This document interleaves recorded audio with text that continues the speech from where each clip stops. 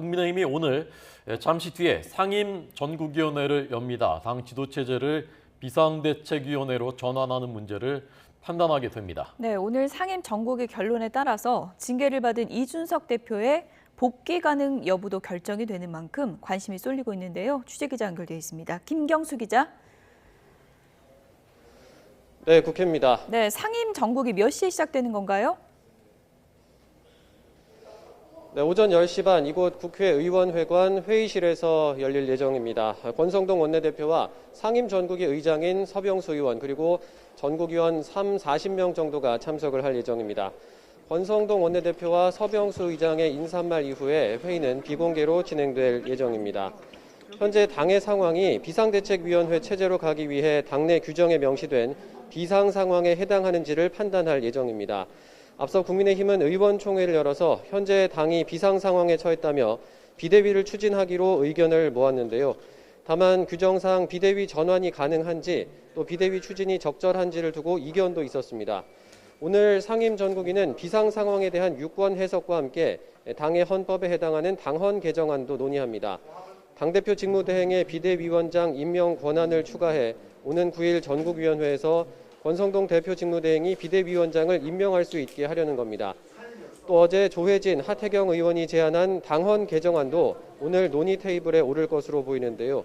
이 개정안은 비대위 체제로 가더라도 이준석 대표가 당원권 정지 징계 기간 이후 복귀할 수 있는 길을 열어주는 게 핵심입니다. 오늘 상임 전국위는 이런 안건들에 대한 토론과 표결을 거친 뒤에 결과를 발표할 예정입니다. 네, 오늘 결론에 따라서 이후에 어떤 상황이 전개될 수 있는지 또 현장에서 어떤 예측들이 나오고 있는지 자세히 전해 주시죠. 네, 오늘 상임 전국위가 당이 비상 상황이 맞다고 결론을 내게 되면 비대위 전환에는 속도가 붙을 것으로 보입니다. 오늘 상임 전국위가 이 당대표 직무대행에게 비대위원장 임명 권한을 주도록 당헌 개정안을 만들면 오는 9일 전국위에서는 해당 개정안을 의결하게 됩니다. 이후 주말 사이 권성동 원내대표가 비대위원장을 지명하면 9일 전국위에서 비대위원장 임명 의결까지도 가능할 것으로 보입니다. 반면 비상 상황이 아니라고 유권 해석할 경우 당장 비대위 전환에 제동이 걸릴 수밖에 없을 것으로 보이는데 현재로서는 가능성이 높아 보이지는 않습니다.